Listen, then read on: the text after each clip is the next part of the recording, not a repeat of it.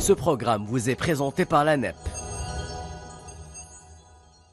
Ce programme vous est présenté par Air Algérie.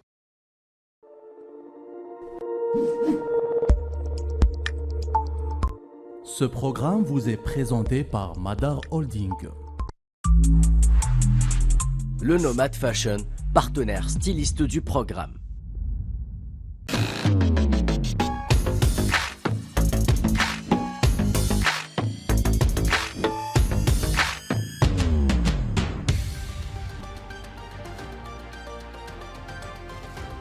Bonsoir et bienvenue à tous dans la grande émission. Je suis très heureuse de vous retrouver ce soir pour ce nouveau numéro que l'on consacre majoritairement au génocide qui se déroule à Gaza et à son traitement médiatique dans les médias occidentaux et donc les médias mainstream. Quand le quatrième pouvoir se met au service de l'entité sioniste, on s'y intéresse ce soir. Restez avec nous, la grande émission, c'est maintenant.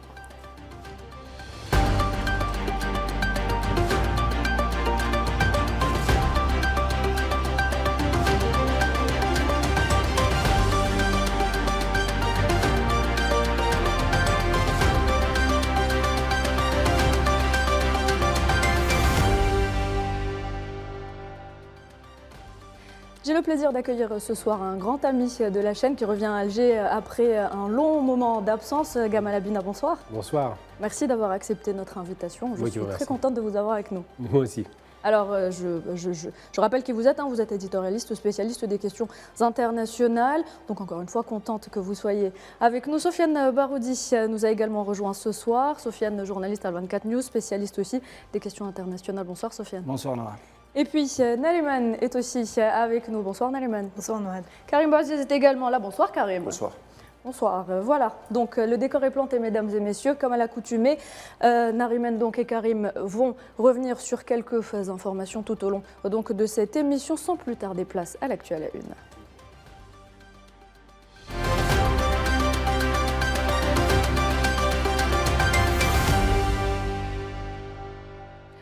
Et zoom ce soir sur deux actus que Karim Bouaziz a jugé utile de développer pour nous. Et on commence, Karim, avec Benyamin Netanyahou, source d'inquiétude même pour ses proches conseillers.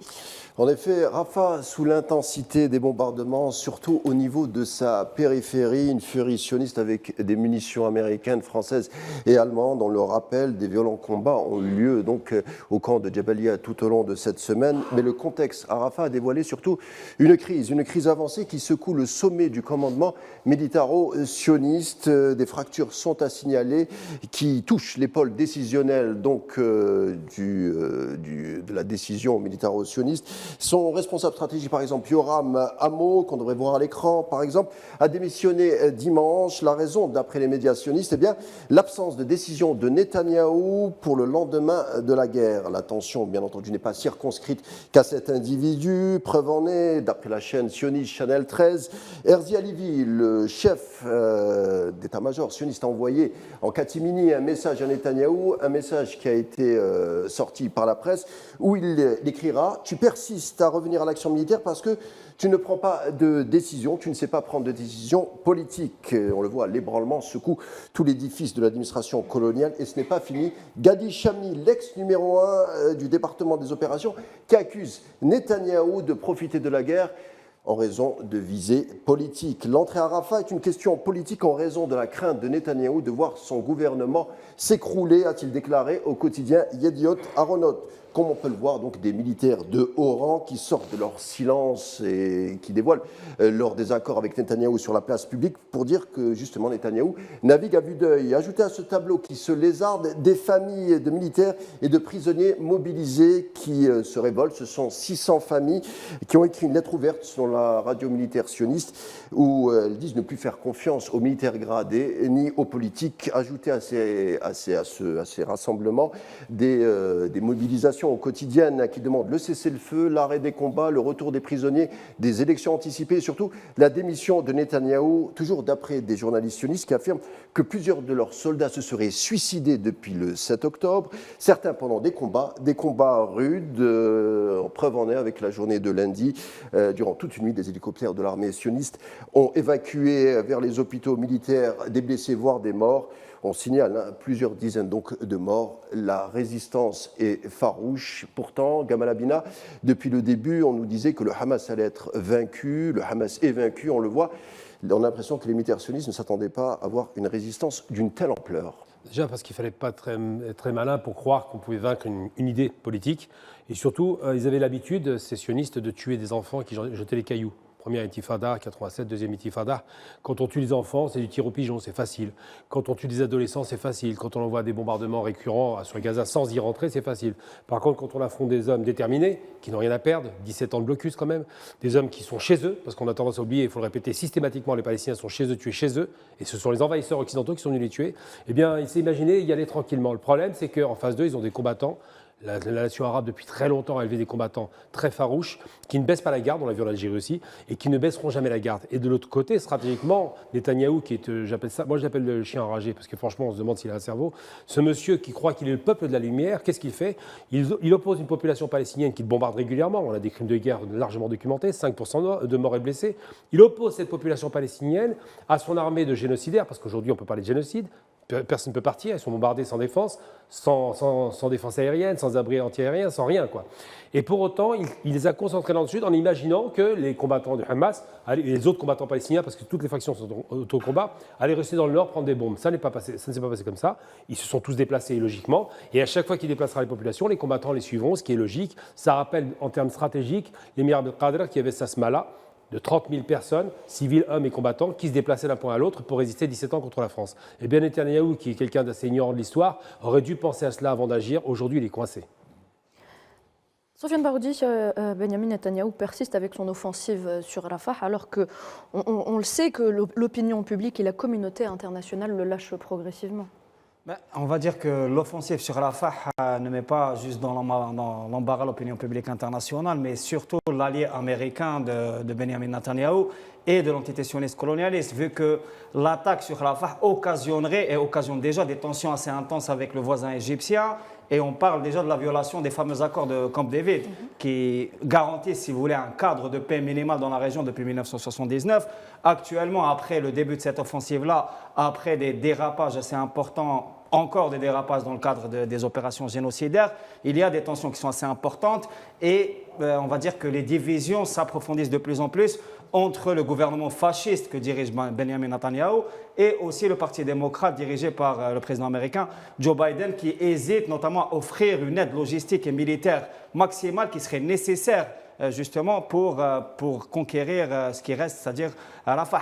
En plus du fait que les objectifs stratégiques de la guerre génocidaire n'ont pas été atteints, comme le disait Gamal Abina, la résistance palestinienne tient encore le coup, comme le rappelait Karim, elle inflige toujours des défaites à l'armée d'occupation qui a, si vous voulez, engagé des moyens complètement disproportionnés et on voit, on note de plus en plus ce qui indigne l'opinion publique internationale parce qu'il faut rappeler qu'il y a des insurrections partout dans le monde contre ce génocide. Elle implique de plus en plus, si vous voulez, la nécessité ou alors la volonté d'élargir le conflit non seulement à l'Égypte, ce qui serait catastrophique pour toute la région méditerranéenne nord-africaine, et aussi, il faut le rappeler, au nord, parce qu'il y a aussi des attaques qualitatives de plus en plus importantes qui viennent du sud Liban, notamment du Hezbollah libanais. La dernière en date, c'était une attaque aérienne, ce qui est, à mon avis, et selon beaucoup d'analystes, du jamais vu, une attaque aérienne contre les environs de Tibériade.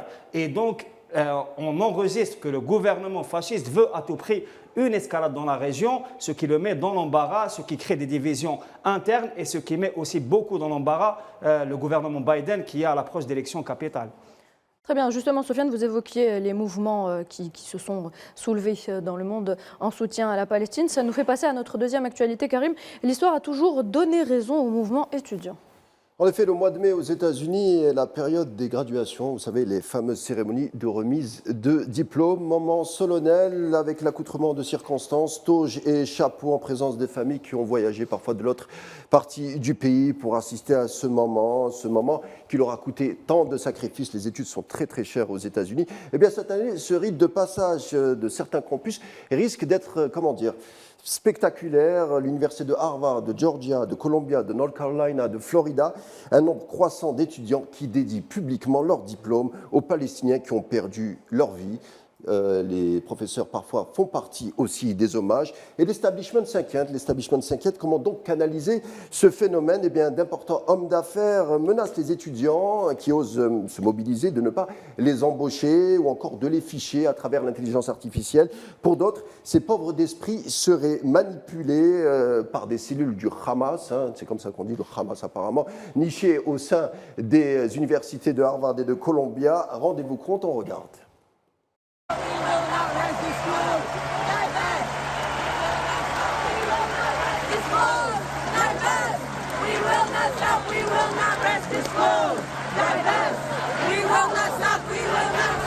We wouldn't look to bring folks like that into our company, and if those protests reflect the values of the campuses where they're doing it, we wouldn't be interested in recruiting students from those campuses. Every single image, even at night now, goes into an AI generator and will tell you who that individual is. These people are screwed. We will sue them, and we will get their dorm rooms taken away, and we will take their cars and their boom boxes, and we'll bankrupt them. We always knew that Hamas hides in schools. We just didn't realize that it's not only schools in Gaza, it's also Harvard, Columbia, and many elite universities. En effet, maintenant, le génocide d'Araza est admis par des ONG, admis par la CIJ et la CPI, mais aussi admis par des spécialistes. Encore un cette semaine, il s'appelle Ras Siegel, encore un juif antisémite sans doute. Il est surtout professeur agrégé à l'université de Stockton, il est spécialiste des génocides modernes, et il est spécialiste également des massacres au cours des conflits. Il dit « L'assaut sur Gaza est un cas d'école de génocide se déroulant sous nos yeux, je le dis en tant que spécialiste des génocides ». Pourtant, il ne faut pas s'y tromper, le mouvement des étudiants en solidarité inquiète en haut lieu. Les analyses sérieuses ne peuvent balayer d'un revers de main une rébellion d'une telle ampleur, c'est-à-dire celle qui atomise les universités américaines et européennes sur un même et seul sujet. C'est du jamais vu durant l'époque moderne. On fera bien sûr le parallèle avec l'opposition à la guerre du Vietnam ou les mouvements anti-apartheid, mais et aussi également celle des droits civiques. Le constat est sans appel lorsqu'on étudie ces phénomènes. Eh bien, à chaque fois, l'histoire leur a donné raison. Finalement, le problème est peut-être là, c'est d'avoir raison trop tôt, trop vite, trop précocement, car c'est bien connu, la jeunesse ne s'encombre pas de patience et finalement, peut-être la justice non plus, Gamal Abidin. Tout à fait, mais dans tous les cas de figure, quand on entend ce genre de caricature, il faut savoir qu'en hébreu moderne, qui est une dégradation du vrai hébreu, le vrai hébreu, il y a des ha, ha, tous ces sons, les 8 sons qu'on connaît en arabe étaient communs à l'hébreu traditionnel, ils ont remplacé par du ha. Et ce ha pour Hamas, dans leur hébreu, signifie démon, je crois, une tournure comme celle-là, pour les disqualifier. Donc c'est assez moche à entendre, évidemment, c'est très agressif dans leur parole, et en même temps, ils disqualifient les étudiants. Alors, ils sont inquiets parce que c'est l'élite de la nation qui va émerger de toutes les grandes universités, Harvard, Columbia, tout ça, et ils sont inquiets parce que c'est le peuple qui parle. Ça rappelle effectivement, par bien des égards, ce qui s'est passé pendant le Vietnam, ça rappelle aussi en France, pendant la guerre d'Algérie, on l'oubliait, les étudiants manifestaient, ça rappelle évidemment l'Afrique du Sud, ça rappelle effectivement les mouvements estudiantins qui étaient contre la barbarie, même nazie dans l'absolu, puisqu'il y a quand même eu des mouvements qui existaient. Et cette façon de les disqualifier, parce qu'ils veulent dire « nous avons raison, c'est des fous, ils ont tort », et en plus, ils sont islamistes, c'est juste une façon désespérée de vouloir retourner une opinion publique qui leur est totalement défavorable.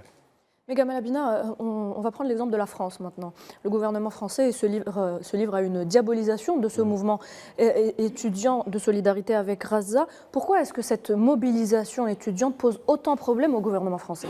Simplement parce qu'elle est massive. En règle générale, par rapport à mai 68, c'est bien les étudiants qui ont débarré. Et ensuite, il y a un effet de contagion. Et ils ne veulent pas de contagion. Si les ouvriers rentrent dans la danse, les syndicalistes et les partis politiques les plus modérés, on peut parler de modération, je parle de la LFI pour l'exemple ou des Verts, eh bien ça crée un bloc monolithique contre eux qui pourrait s'opposer à cette barbarie.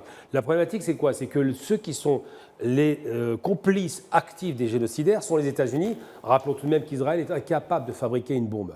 Ils n'ont pas de hauts fourneaux, ils n'ont pas d'usine pour faire du métal, ils n'ont rien de tout ça. Tout est fourni par les États-Unis, la France, l'Angleterre et l'Allemagne.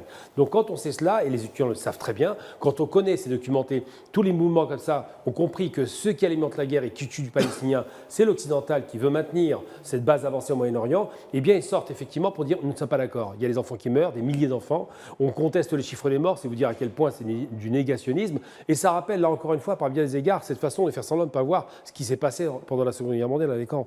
Tout le monde voyait ce qui se passait. C'était documenté, mais on faisait semblant de ne pas voir. Ben là, c'est pareil. Les gouvernements font semblant de ne pas voir uniquement pour ne pas faire face à leurs responsabilités qui sont en vérité pénales. Aujourd'hui, ces gouvernements, je parle de Biden, je parle évidemment du gouvernement allemand qui est extrêmement violent vis-à-vis des Palestiniens, eh bien ces gouvernements devraient être poursuivis pour ce qu'ils font. Sofiane Baroudi, est-ce que vous pensez que le gouvernement français craint de perdre son positionnement au Moyen-Orient ? Moi, je pense que le gouvernement français a déjà perdu son positionnement au Moyen-Orient, même si, par exemple, sur le Liban, la France reste un peu le seul interlocuteur qui est obligé de faire la médiation, y compris avec le Hezbollah libanais, même si ce n'est pas dit beaucoup. La France craint une escalade au Liban, parce que c'est le seul pays où elle a encore un peu des positions qui sont fragilisées. La France a aussi perdu ses positions en Afrique et a subi un recul géostratégique de première importance. Mais moi, je pense que la première crainte à Paris, c'est qu'il y ait un mouvement insurrectionnel et que le mouvement estudiantin soit rejoint par les classes populaires. Parce qu'il ne faut pas oublier qu'on a vécu déjà l'été dernier une forme d'insurrection dans les quartiers populaires et qu'il y a une sensibilité importante pour la question palestinienne, notamment avec ce qui est considéré comme une forme de complicité avec le gouvernement génocidaire de Benjamin Netanyahou et avec, si vous voulez, le fait colonial. Il faut rappeler aussi ce qui se passe en ce moment en Nouvelle-Calédonie, où on assiste aussi à une forme d'insurrection anticoloniale. D'ailleurs, même les médias galvaudent, si vous voulez, la nature de cette insurrection, en faisant oublier qu'il y a un front de libération kanak qui agit depuis plus de 50 ans. Et donc, si vous voulez, à mon avis, Paris et la France est vraiment dans une forme de crainte et de peur qu'il y ait une polarisation et un mouvement insurrectionnel qui soit rejoint, si vous voulez, par d'autres strates qui dépasseraient les étudiants, les quartiers populaires, mais aussi, comme le disait Gamal, les syndicats. D'ailleurs, aux États-Unis, le mouvement estudiantin prend déjà une nouvelle forme parce qu'il y a un ralliement de grandes associations et aussi de syndicats. Et il faut rappeler qu'à l'international, le mouvement syndical apporte un grand soutien à la cause palestinienne, notamment le mouvement des dockers, en refusant de charger des cargaisons d'armement parce que c'est le principal problème. Il faut rappeler aussi que le commissariat aux droits de l'homme a, si vous voulez, appelé les gouvernements à arrêter la livraison d'armement qui sert directement à des opérations génocidaires. Et donc, il y a une pression très très forte sur la France, mais surtout sur les États-Unis, parce que le cœur de la décision, il faut vraiment être franc sur ça, c'est Washington. Et Joe Biden est dans une situation d'embarras, comme je le disais tout à l'heure, parce que c'est la base du Parti démocrate qui est en train de s'insurger. On est dans une année électorale, il y a déjà une polarisation importante aux États-Unis. Il faut rappeler que les dernières élections ont failli déboucher sur une forme de guerre civile. Il y a des craintes sur les élections de novembre prochain. Et l'insurrection de la jeunesse aux États-Unis qui se passe dans les universités, mais aussi dans les quartiers populaires, parce qu'il faut rappeler un caractère, c'est que le mouvement pro-palestinien aux États-Unis, il a une histoire. C'est l'histoire aussi du mouvement afro-américain. C'est l'histoire du mouvement indépendantiste aux États-Unis, notamment, par exemple, du mouvement portoricain qui continue de se battre pour ses droits. Et donc, il y a vraiment une possibilité de jonction entre différents mouvements et de confrontation, voire de collision avec une extrême droite qui est de plus en plus sioniste et de plus en plus fanatique, parce que, il faut le rappeler, l'avant-garde du fascisme mondial, actuellement, il est à Tel Aviv. C'est le fascisme israélien. Très bien, merci à tous donc pour cette première partie d'émission. On va continuer à parler de ce génocide qui se déroule à Gaza. C'est tout de suite dans notre débat.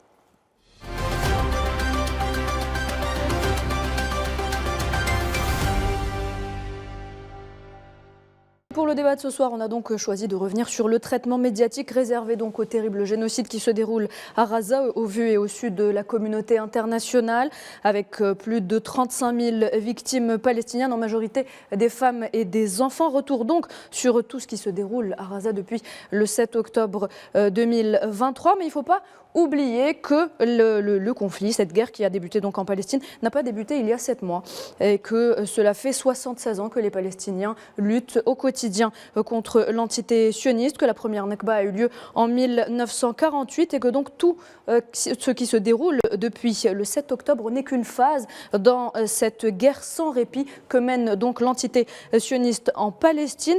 Gamal Abina, dans une très large partie des médias, on a voulu installer justement l'idée que ce qui s'est passé le 7 octobre, c'était le commencement.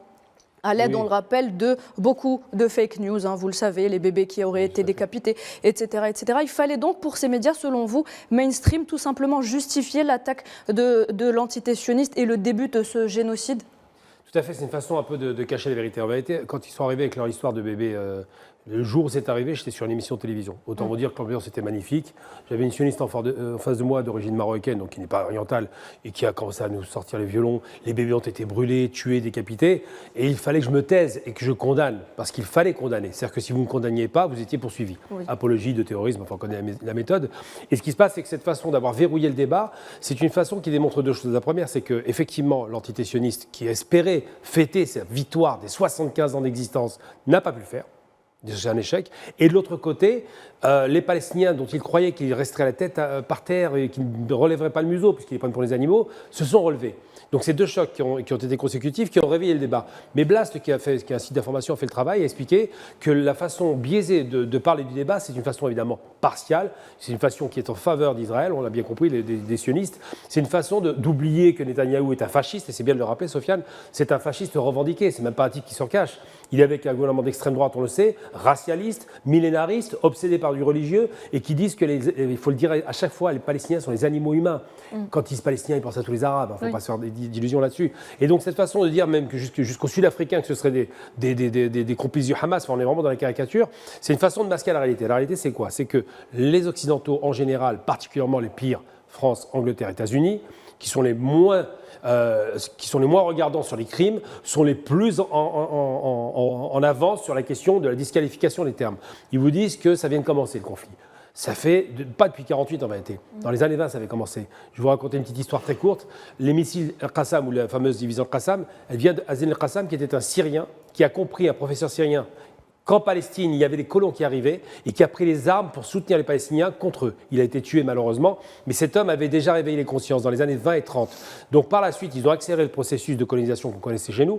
Et aujourd'hui, cette façon de dire « Ah, ça vient d'arriver, c'est une horreur, vous vous rendez compte, des êtres humains ont été tués par des barbares », c'est ça l'idée, c'est une façon de cacher les vérités. Et pendant ce temps-là, pendant des mois, les sionistes tuaient entre 300 et 600 personnes par jour, on n'en parlait jamais.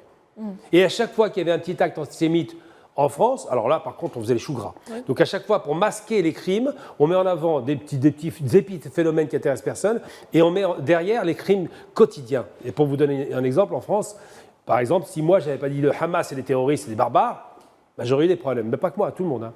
Ensuite, il ne fallait pas parler des chiffres, c'est-à-dire nier le nombre de morts. C'est les chiffres du Hamas. J'ai passé mon temps à dire ces chiffres sont sous-évalués. Mais eux, ils voulaient faire croire que c'était surévalué. Et surtout, et c'est ça qui est pire, cette façon de mépriser le peuple de Palestine, c'est de dire quoi? De dire à chaque fois, tout ce que vous avez à dire ne nous intéresse pas, le plus important, c'est ce qui arrive à Israël. Le 7 octobre, le 7 octobre, le 7 octobre. Il est intéressant le parallèle que vous faites avec le nazisme, parce que déjà, le père de Netanyahou était le secrétaire particulier de Vladimir Jabotinsky, qui est le père du sionisme réformé. Ça, c'est une chose. La deuxième chose, Winton Besson, qui est, entre guillemets, le Himmler sud-africain, où les scientifiques israéliens avaient créé une espèce de vaccin pour stériliser les Sud-Africains à l'époque de l'apartheid. Et on sait aussi que les Éthiopiens, les Falachas, quand ils sont arrivés en territoire occupé, on les a stérilisés. C'est un scandale aujourd'hui qui encore fait beaucoup de bruit, non seulement au sein de l'entité sioniste, mais ailleurs. Donc concrètement, c'est un État nazi, fasciste. Alors, je ne dirais pas nazi parce qu'il y a des réminiscences, évidemment, parce qu'on sait que de Netanyahou, il y a deux choses qu'on ne sait pas en général. C'est que son papa était un adorateur de Hitler et de Mussolini, ça dit des choses, et en même temps que lui a perdu son frère dans les années 70. Donc, il a une haine vraiment viscérale ancrée au corps. Dès qu'est arrivé Rabin, il a dit il faut tout faire avec son gouvernement d'aujourd'hui pour que Rabin soit écarté. Mort ou vivant, ce n'est pas important. Donc, ce qui se passe, c'est qu'effectivement, on peut penser que c'est un État ethno-racialiste avec une dimension religieuse. D'abord, l'ethno-racialisme, donc c'est les Khazars en substance, et ensuite le religieux pour donner un peu de corps à leur idéologie et faire croire qu'ils reviennent chez eux alors qu'ils n'y ont jamais été. Et c'est vrai que quand on pense comme ça, on comprend très bien qu'il y a une stratification des races pour eux. On voit bien en Palestine occupée qu'il y a d'abord les Khazars, donc les Européens, qui sont toujours d'ailleurs à la tête de l'État. C'est que les premiers ministres qui viennent d'Europe. Turco-européens. Oui, turco-mongols, lituaniens, ukrainiens, parce qu'on en parle beaucoup. Ensuite, il y a ce qui est un petit peu en dessous, évidemment, ce sont les juifs séfarades, donc les nôtres, les juifs arabes.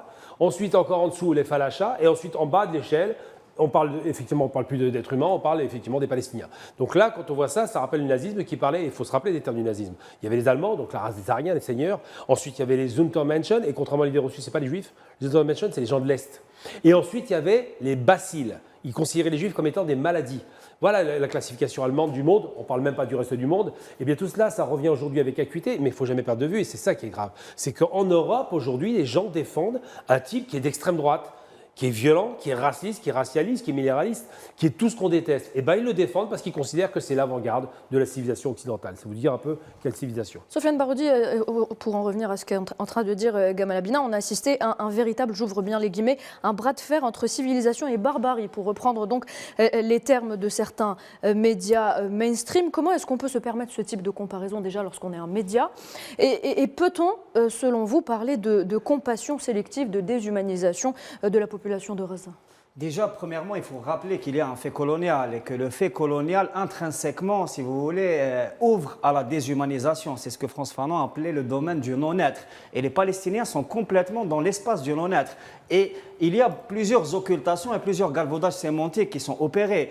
Pour reprendre d'ailleurs, si vous voulez, au-delà du nazisme, la stratification racialiste, elle est assumée. Et elle est assumée parce que c'est un État colonial. Parce que l'État, dès le départ, il a été construit sur une base colonialiste qui est d'ailleurs reconnue, y compris par le droit international, qui estime qu'il y a encore des territoires occupés, des Palestiniens colonisés. Il y a un autre élément, à mon avis, qui est important, notamment pour les médias français, qui sont incessamment, si vous voulez, qui sont sans cesse en train de parler, de matraquer sur la laïcité et même d'opérer des dérives, notamment islamophobes. C'est que le gouvernement et même la nature de cette entité a évolué vers une nature qui est intégriste, religieusement intégriste, et que c'est inscrit, y compris dans la loi, depuis 2016, avec la fameuse loi sur la nationalité qui a été contestée par les grandes ONG parce qu'elle est racialiste, parce qu'elle exclut les chrétiens et les musulmans. Et cet aspect-là est complètement occulté. Il est occulté parce qu'il y a, comme l'a dit Gamal, une forme de conception qui est ancienne. Parce que l'idée que l'entité sioniste de 48 qui était laïque, par exemple, c'est encore le cas, ça c'est complètement faux. Si vous voulez, l'aspect religieux est vraiment prégnant. Même la stratification entre Ashkenaz et Séfarade, à mon avis, elle est plus de cours. Il n'y a qu'à voir le nouveau gouvernement et d'autres gouvernements où il y a aussi beaucoup de représentations de Nord-Africains. Pourquoi ? Parce que le mysticisme et que l'aspect religieux devient très important et devient prégnant. C'est ce qu'on appelle d'ailleurs la revendication messianique qui devient actuellement complètement assumée, y compris dans les discours du ministre de la Guerre ou alors de Benjamin Netanyahu, qui utilise des paraboles qui sont des paraboles bibliques. Ce qui est scandaleux, c'est que ce type de catégorie qui est condamné en général par les médias mainstream, notamment occidentaux, là est complètement toléré, voire est occulté pour que, si vous voulez, les téléspectateurs évitent de voir les réels enjeux. Mais il y a une conscience populaire et il y a une conscience de l'opinion publique qui a compris, si vous voulez, les enjeux qui sont en train de se jouer actuellement. Gamal Abina, vous êtes d'accord avec Sofiane Baroudi ? Oui, j'ai oublié en plus un truc essentiel, deux choses importantes. D'ailleurs, c'est très amusant parce que là, on parle des médias de masse, publics ou privés d'ailleurs, les privés sont encore plus offensifs puisqu'ils sont très sionistes. Mais surtout, j'avais oublié que dans cette classification, il manque aussi ce que les sionistes appellent les Arabes israéliens. Alors ça dit des choses quand même. Arabes israéliens, c'est qu'ils ne les considèrent pas comme des Palestiniens. Très intéressant. Mais ce qui est intéressant, c'est que vous noterez qu'il n'y a jamais, comme pour les guerres d'ailleurs avec l'Ukraine, jamais de sondage. Depuis 20 ans, on ne fait pas de sondage sur la question palestinienne parce qu'on connaît déjà les résultats. Il y a eu un sondage, le dernier en date avait dit, je crois que c'était en 2005 ou je ne sais pas quoi, il avait dit l'État le plus dangereux au monde, celui qui peut inquiéter pour la sécurité mondiale, c'est l'État sioniste. Ça a été fait en France, en Europe, un peu partout, et ça a choqué les états-majors qui ont dit on ne fait plus de sondage sur ces questions. Donc on ne sait pas la réalité de l'opinion publique, on la voit dans les écoles, mais on ne veut pas l'entendre parce qu'effectivement ça constitue un frein à ce soutien illimité, sans aucune... Il n'y a aucune rationalité dans le soutien, c'est juste une question coloniale. Ce soutien à l'entité sioniste, parce qu'il faut rappeler quand même que ce qui a fondé l'entité, ce n'est pas du religieux au départ, je suis d'accord, c'est devenu maintenant parce que c'est pratique, c'est Theodor Herzl, donc c'est juste un type qui a récupéré une idée chrétienne, qui a dit quoi ? Qui a dit nous serons, dans son livre L'État des Juifs, nous serons l'avant-garde de l'Occident civilisé, il voulait s'inclure là-dedans, face à ce qu'il appelait à l'époque l'Asie, parce qu'on appelait ça l'Asie, barbare, donc les Arabes en substance. Donc il considérait à l'époque cela, et aujourd'hui c'est encore de mise. Et aujourd'hui, les médias soutiennent justement cette action de l'entité sioniste. On voit justement dans certains médias, pas tous, heureusement qu'il existe encore ces médias indépendants, comme vous le disiez tout à l'heure, Blast ou encore le média en France. On voit plus de communication dans les médias mainstream, plus de communication militaire pour l'entité sioniste que de la véritable information. On est là pour être les porte-parole, si on veut, de l'armée de l'occupation. Une fois, j'ai eu un débat sur RT, justement, RT en français, avec un sioniste corse. Bon, alors lui c'était le surf, parce qu'il n'est même pas juif d'origine, il n'est même pas traditionnel, il n'y a rien. Il est devenu juif parce que sa mère est morte. Ça vous donne un peu le délire. Et lui, il a eu un discours extrêmement violent, raciste. Il était prêt à exploser Gaza à coups de bombe atomique. Enfin, c'était ça le discours qu'on avait en face de soi. Et là, j'ai compris qu'il y avait un messianisme, une obsession, il s'est un petit peu illuminé, de ces gens-là. Mais ça, c'est le volet religieux. Après, il y a le volet politique. C'est vrai que l'Occident, lui, nous cache les crimes parce que c'est pas glorieux. Je veux dire, tuer des enfants du ciel, balancer des bombes. Je parlais tout à l'heure de Guernica. Effectivement, ça en dit des choses. C'est-à-dire qu'il y a de la lâcheté. L'homme qui est dans un avion, qui bombarde du ciel sans le moindre risque d'être intercepté par un avion, c'est pas un héros. Et ça pose problème, parce que d'un côté, on avait la Russie qui a tué très peu de civils. Voilà, justement, c'est 10 000 hypocrite morts. quand même. Voilà, très peu de civils. Ils ont fait attention malgré tout, même si c'est une guerre, c'est horrible. Mais très peu de civils, ils faisaient attention à évacuer les gens. De l'autre côté, il n'y a pas d'évacuation possible. On les tue, on les enferme et on les affame. Parce qu'aujourd'hui, la crainte qu'il y a sur Gaza, c'est pas seulement que les enfants soient amputés sans anesthésie. Ça, on l'en voit tous les jours et c'est horrible. La crainte, c'est pas que des immeubles entiers soient explosés en une seconde avec des bombes de 1000 kilos. La crainte, c'est la famine. C'est-à-dire qu'aujourd'hui, les sionistes sont en train d'organiser une famine dans un territoire fermé. Par les médias mainstream, et moi personnellement ça me choque, c'est le nombre de journalistes assassinés, que ce soit à Gaza ou dans les régions frontalières, là je parle du sud Liban. Donc là on parle de près ou de plus même de 150 journalistes assassinés depuis le 7 octobre dernier. En tant que journaliste, ce sont nos confrères, ce sont nos consoeurs. Comment est-ce qu'on peut expliquer ce mutisme de la part de ces médias qui ne veulent pas parler, mais qui prétendent quand même protéger les valeurs de liberté d'expression, de liberté d'information, mais qui restent muets quant à ça? La réponse est très simple, on ne va pas tourner autour du pot. Hein. C'est des racistes, c'est tout. C'est que dans leur tête, le journaliste arabe, ça reste un sous-homme. Mais il y a des journalistes aussi qui sont étrangers, il n'y a pas que des... Ceux-là sont considérés comme des traîtres. C'est-à-dire qu'on ne considère pas que ceux qui sont du côté, comme en France d'ailleurs, pendant la guerre d'Algérie, quand des Français étaient du côté algérien, ça devenait des traîtres. Eh bien, on considère que ces Arabes sont des sous-hommes, donc ils peuvent mourir, c'est pas grave. On les prend pas au sérieux en tant que journaliste. On considère que Al Jazeera, c'est une pâle copie des CNN, et on considère que de toute façon, ils sont du côté de la barbarie, entre guillemets, parce que c'est une fabrication pour cela. C'est vrai qu'il n'y a pas de levée de bouclier. On entendait plus ça pendant la guerre du Vietnam, parce que le rapport n'était pas le même. Mais là, aujourd'hui, effectivement, comme les crimes sont documentés et qui sont impardonnables, eh bien, c'est difficile de dire ces journalistes qui font partie du bloc de victimes, on peut en parler avec une certaine commisération. On a reçu d'ailleurs il n'y a pas longtemps à la radio un journaliste palestinien, un ancien correspondant de France 24. Je vous donne le chiffre, vous allez comprendre. 98 membres de sa famille tués. Voilà le chiffre monstrueux. Et lui a échappé à la mort parce qu'il était rapatrié de justesse. Ça dit des choses. Les sionistes ne veulent pas de témoins. Les journalistes sont les meilleurs témoins qui soient, puisqu'ils sont en plus dans leur métier. Eh bien, on les tue délibérément. Ils sont tous tués et ciblés. Moi, je pense que sur ça, il y a aussi un autre aspect qui est important. C'est le fait que la presse, si vous voulez, ou les médias, grands médias mainstream occidentaux assument le fait que ce soit vraiment des médias d'opinion qui défendent des points de vue idéologiques. D'ailleurs, on voit ça avec ce qui est en cours, l'affaire CNews, C8, les différentes auditions, etc.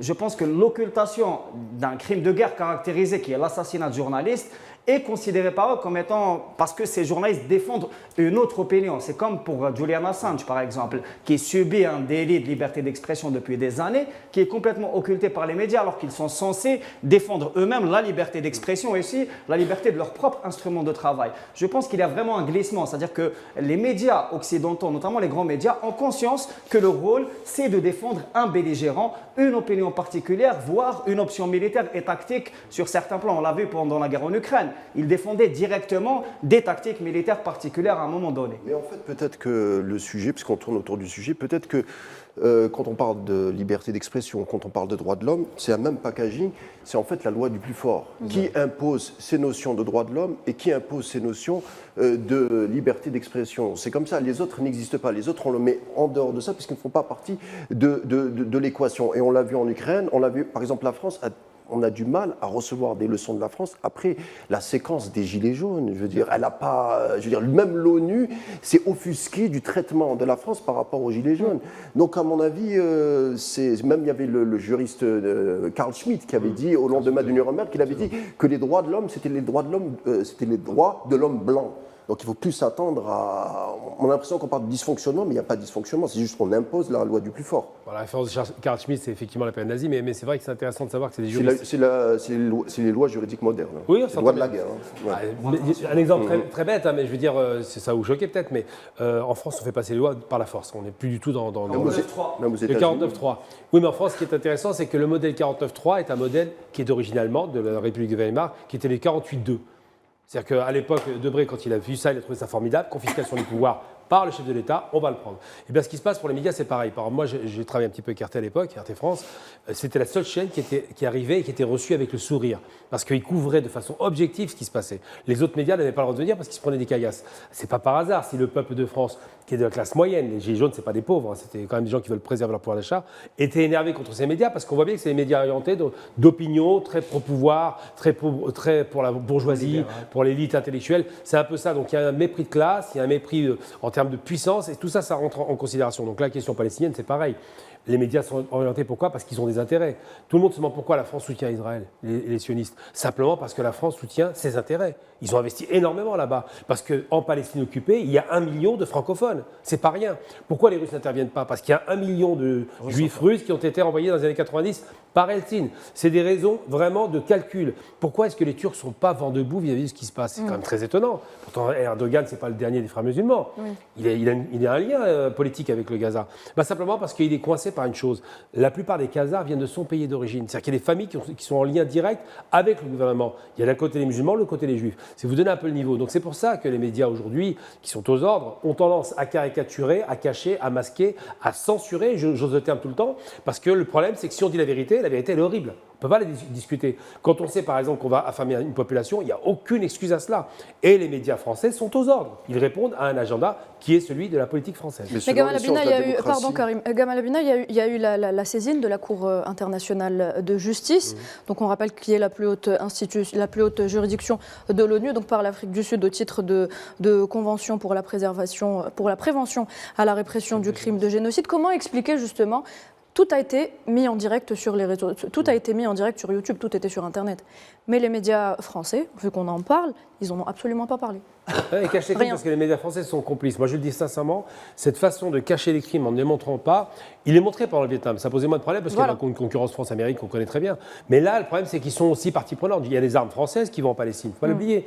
Il y a des colons, enfin, il y a 4000, semble-t-il, c'est une estimation qu'on donne, 4000 franco-israéliens qui sont là-bas. Donc ça veut dire que les gens sont actifs. Il y en a un qui récemment a lancé un truc assez ignoble parce qu'on a reçu Rima Hassan à la radio, j'en suis très fier d'ailleurs, une belle émission au cours de laquelle on s'est rendu compte qu'elle n'était pas du tout frère musulman. Elle, c'est vraiment une fille de gauche qui est honnête mais qui défend son pays.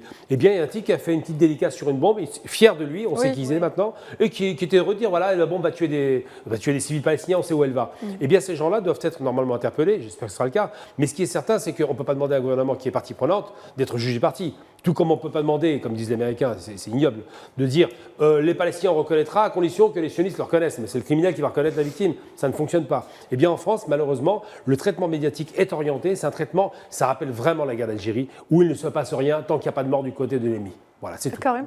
En fait, on est en train de reprendre le récit, le narratif de Netanyahou. Netanyahou, lui, il associe la résistance palestinienne, le Hamas, aux frères musulmans, aux extrémistes. Donc ces gens-là, même il y a Meir Habib qui leur disait il vaut mieux combattre ces gens-là en Palestine parce que ce sont les mêmes qui ont commis des attentats au Bataclan. Il y a aussi cette malhonnêteté, ce parallèle un peu spécieux qu'on est en train de distiller au sein des médias et c'est repris en masse. C'est ça qui est inquiétant par des intellectuels supposés, par des soi-disant connaisseurs. J'aimerais juste intervenir sur ça, pardon. Moi, je pense qu'il y a un truc qui est vraiment occulté sur ça, c'est, si vous voulez, l'intégrisme islamiste a été soutenu par les pays occidentaux et par l'entité sioniste, notamment en Syrie. Mais ça, personne n'en parle. Par exemple, celui qui dirige le groupe terroriste Jabhat al-Nusra, Abu Mohamed al-Joulani, s'est fait soigner lui-même dans les hôpitaux sionistes. Alors, l'histoire d'essayer de mêler frères musulmans et Hamas, d'ailleurs le Hamas a coupé les liens avec les frères musulmans officiellement en 2016. Mais l'histoire d'essayer de faire passer la résistance palestinienne pour être intégriste est de la mauvaise foi pure, alors que les médias occidentaux savent très bien que la plupart des groupes intégristes ont été soutenus ouvertement, notamment lors de la guerre en Syrie, mais pas seulement. On peut citer d'autres exemples où ils ont été soutenus, la Tchétchénie ou encore l'Algérie dans les années 90. Pardon Sofiane, mais en fait, on a prouvé qu'il n'y a jamais eu vraiment de lien entre les frères musulmans et le Hamas. Parce que les frères musulmans, en fait, reprochaient au Hamas de se défendre, de défendre une terre, alors que les frères musulmans défendaient, soi-disant, un message religieux. Ils ont toujours été un peu... le problème, c'est que quand vous allez sur une chaîne de télévision française, vous avez un parterre d'ignorants, et quand je dis ignorants, j'ai un mépris total pour ça, qui confondent tout. Comment ? Tu as des noms? Je ne vais pas les donner, ils sont évidents, mais bon, il y en a qui aiment le foot, on va être gentil. Donc ces ignorants, ils disent quoi?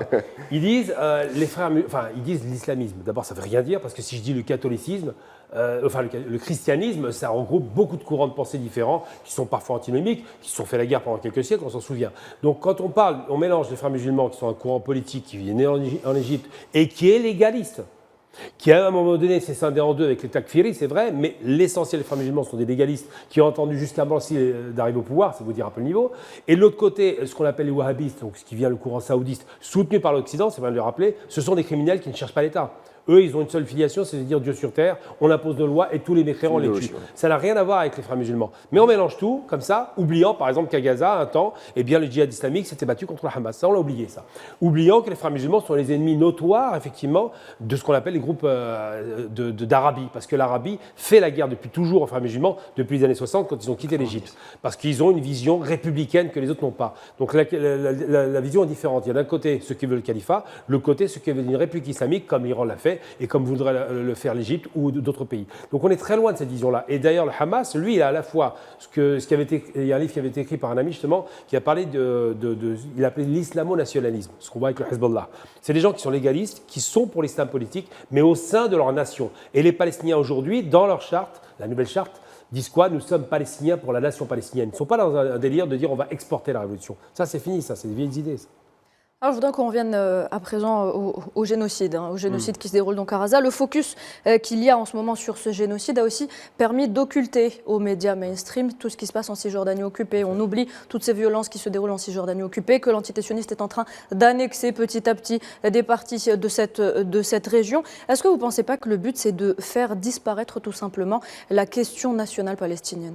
Alors c'est un rêve qu'ils ont, auquel ils n'accéderont jamais, parce que je rappelle quand même, là c'est dur pour nous parce qu'on voit beaucoup de morts, de massacres, bon c'est facile de tuer les civils, hein. Mais en vérité les sionistes n'ont fait que reculer. Le Eretz Israël qui voulait annexer une partie de l'Égypte, tout le Sinaï, qui voulait annexer une partie de l'Irak, il faut se rappeler que leur drapeau c'est deux bandes d'eau, c'est ça, qui correspondaient à l'Euphrate je crois et au Nil. Donc c'est une façon de prendre toute la région. Ce rêve est fini. Aujourd'hui ils se battent pour conserver ce qu'ils ont. Alors c'est vrai que leurs colons, qui sont des vrais criminels, comme on l'a vu en Algérie en 1945, c'est pareil, c'est les mêmes, il n'y a pas de différence. Tuent des gens comme ça, prennent leurs terres, explosent leurs maisons, c'est vrai. Mais en même temps, Gaza a été libéré de force. Ça n'a pas été un cadeau. C'est qu'ils perdaient trop d'hommes, donc ils ont laissé tomber, parce que les guerres d'usure leur coûtent cher. En même temps, le Liban les a foutus dehors en 2006. En même temps, il reste encore le Golan qui doit être libéré. Mais de toute façon, l'affirmation de l'État palestinien, de la nation palestinienne, c'est tellement un échec que non seulement ça n'a pas reculé, mais que le monde entier aujourd'hui est drapé aux couleurs de la Palestine. Et ça, c'est une victoire indubitable. Les sionistes sont considérés comme des barbares, alors que les Palestiniens sont considérés comme des héros. Les jeunes se reconnaissent dans la lutte palestinienne parce que c'est une lutte qui est honnête. Et moi, j'ai dit toujours, on ne doit pas et jamais accepter l'antisémitisme que j'ai combattu en France. J'ai combattu Soral sur le terrain, je n'ai pas fait semblant, parce qu'il voulait pousser à l'antisémitisme les Arabes qui ne connaissaient pas la question. Et on ne doit pas salir la question palestinienne avec l'antisémitisme. La question palestinienne est une question trop noble pour être salie par des questions européennes.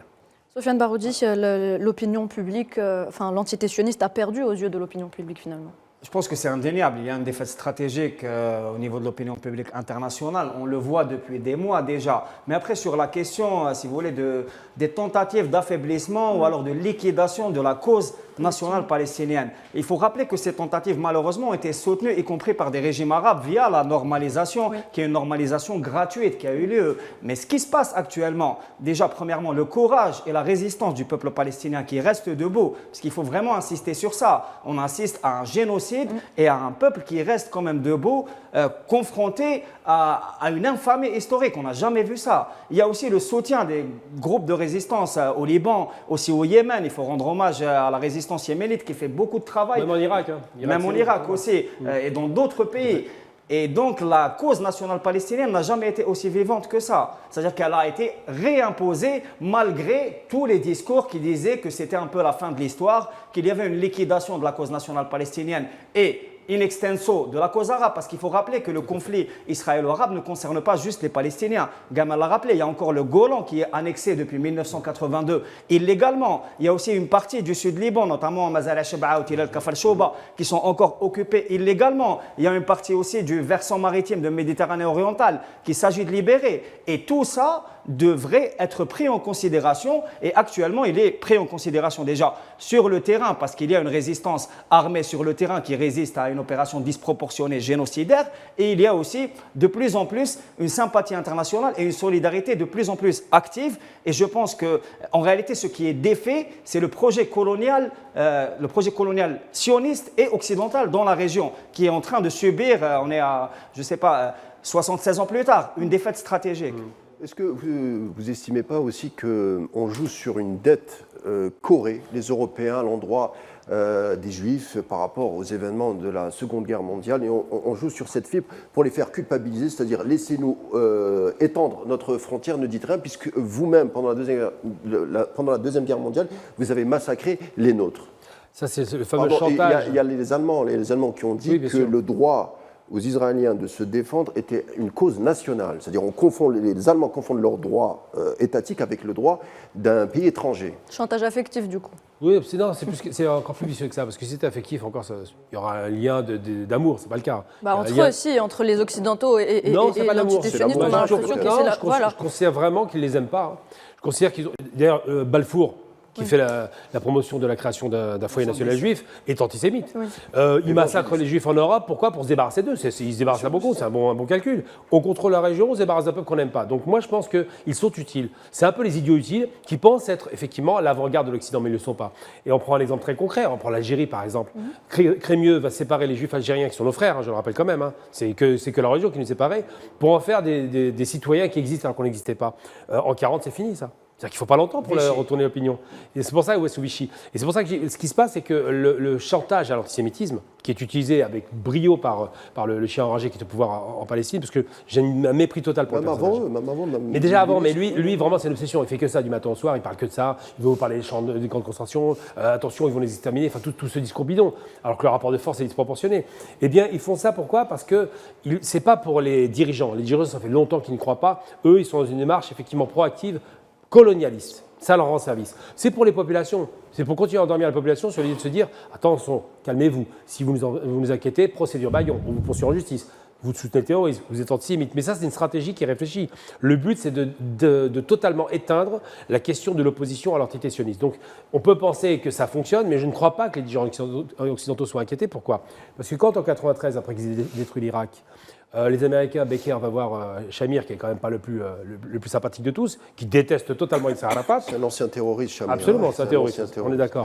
Et bien il dit quoi, Baker ? Il dit tu vas faire ce qu'on dit, sinon on te retire l'argent. Shamir s'exécute. Voilà, c'est clair. On sait qui est le maître et qui est l'esclave. Si aujourd'hui, les États-Unis ne poussent pas à l'arrêt des combats, c'est parce que ça leur profite. Aujourd'hui, ils vendent des armes et ça leur profite à plein régime. Donc je ne crois pas qu'il y ait ce chantage d'une pression sur l'Amérique, qui n'a pas participé d'ailleurs à la Seconde Guerre mondiale. Je veux dire, ils n'ont pas été pro-nazis, pas de façon ouverte. Il y a quelques personnages comme Ford. Prescott Bush, il a été condamné. 3 personnages, mais l'État lui-même, je ne parle pas de ses soutiens industriels et autres, parce qu'il y avait une sympathie pour le nazisme, mais c'est vrai que l'Amérique n'a pas trempé dans l'écran, en gros. Eh bien, l'Amérique n'est pas sous pression de ce chantage, ça ne fonctionne pas. Et pour autant, Israël continue à faire ce qu'elle veut quand elle veut dans la région, en se croyant très arrogante, en se croyant très forte. En vérité, ils sont très faibles, ils ne sont pas forts. Gamal Abina, on l'évoquait tout à l'heure en première partie d'émission. Karim a évoqué donc les mouvements estudiantins, etc., en soutien avec la Palestine, avec Gaza. En France, les libertés fondamentales sont attaquées pour faire taire justement les voix pour la Palestine. Où est passée la liberté d'expression dans le pays des droits de l'homme ? Alors, la liberté d'expression est à géométrie variable. C'est-à-dire que quand vous êtes Charlie, là, on peut y aller à plein régime, on peut insulter les musulmans, la religion, le prophète, c'est pas un problème. Puis après, quand on devient, je sais pas, il y avait un Ciné, par exemple, qui lui était beaucoup plus modéré, qui a quitté Charlie Hebdo. Lui, ça devient problématique. C'est pas une bonne liberté d'expression. C'est on choisit les libertés qui vous arrangent. Si on insulte le président, c'est pas très bon. Si on insulte le président algérien, c'est plus sympa. Oui. Et tout ça pour dire qu'aujourd'hui, la liberté d'expression, c'est un concept qui veut rien dire, qui est fonction des textes de loi qui sont produits. Par exemple, le fait de dire « je soutiens la Palestine », on vous glisse du Hamas derrière, donc soutien au terrorisme. Ils ont fait des lois pour... Il y a eu 600 procédures pour apologie du terrorisme. Tout à fait. Et moi, j'ai une copine... Des intellectuels, des artistes. Oui, jusqu'à des politiques, on était très loin. Moi, j'étais poursuivi. Enfin, poursuivi. Ils ont tenté de me poursuivre, ça a été ridicule. Parce que j'ai vu mon émission, j'ai vu qu'il n'y avait rien, pas de matière. Ils ont dû voir a posteriori l'émission parce que c'était une dénonciation. Ils ont reculé. Mais en vérité, il faut être très clair sur un point. Puis surtout moi, en plus, j'ai combattu l'antisémitisme, donc c'est pas moi qu'on va la faire à l'envers.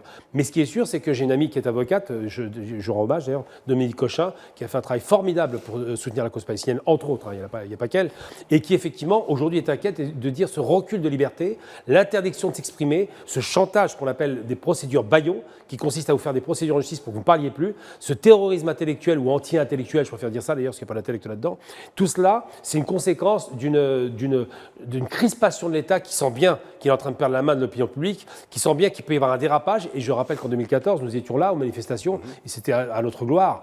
Quand ça a commencé à fonctionner, que Sarkozy a envoyé quelqu'un en Égypte pour faire pression, bizarrement, ça a marché la pression. Eh bien, c'est quand on s'est battu dans la rue, c'est quand ça a cassé, c'est quand ils ont interdit les manifestations, c'est quand à Barbès, on jetait les pierres. À ce moment-là, on a eu des résultats parce que le monde entier a vu à Paris une gaz abyss.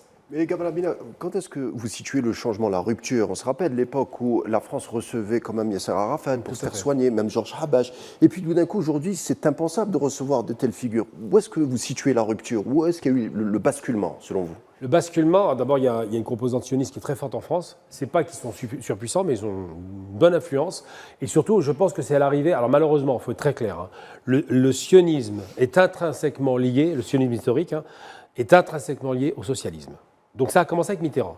C'est lui qui a commencé comme le colonialisme. Tout à fait. Tout comme le colonialisme et toute cette barbarie. Parce que eux, c'est le peuple des Lumières qui veut éclairer le monde. Et donc ces gens-là, Mitterrand, était un sioniste revendiqué. Sa femme Danielle était reconnue pour ce qu'elle était. Et donc ces gens-là ont créé du lien fort avec Israël à telle enseigne qu'ils ont été jusqu'à laisser la destruction de Osirak sans rien faire, la centrale nucléaire irakienne. Donc ça en dit long. C'est-à-dire qu'il y avait une couverture de la France mitterrandienne pendant 14 ans. Donc le sionisme mitterrandien est évident. Ensuite, il y a eu une accalmie grâce à l'arrivée de Chirac, qui était un homme équilibré. Et Chirac a permis de revenir sur une sorte de gaullisme un peu qu'on voyait avec Pompidou, avec Giscard, avec des gens qui avaient une posture qui défendait les intérêts de la France. Puis derrière, le Veldiv, le massacre. Tout à fait, oui, en plus. Et puis en aparté, il dira les sionistes ne pourront plus dire que je ne leur ai pas donné, voilà. J'aurais tout offert, ils ne pouvaient plus. Tout à fait. Donc lui, c'est bon, il s'est affranchi de tout ça. Il a fait le boulot. Puis quand il va en Palestine avec cette fameuse séquence You want me to go to my plane, ça s'est resté dans la mémoire collective. C'est en cela que Chirac était un grand homme politique. Puis après, on a eu la dégringolade immédiate, c'était Hollande. Encore une fois, un socialiste. Sarkozy, c'était pas mal. J'ai oublié Sarkozy. Bon, Sarkozy. Comment oublier Sarkozy? Oui, parce que j'essaie d'oublier ces 50 cauchemars. Parce que lui, c'était vraiment la guerre totale contre nous, c'est une horreur. Mais Sarkozy, bon, à la limite, c'est logique. Sa maman est de Thessalonique. Bon, on peut comprendre qu'il y a une filiation.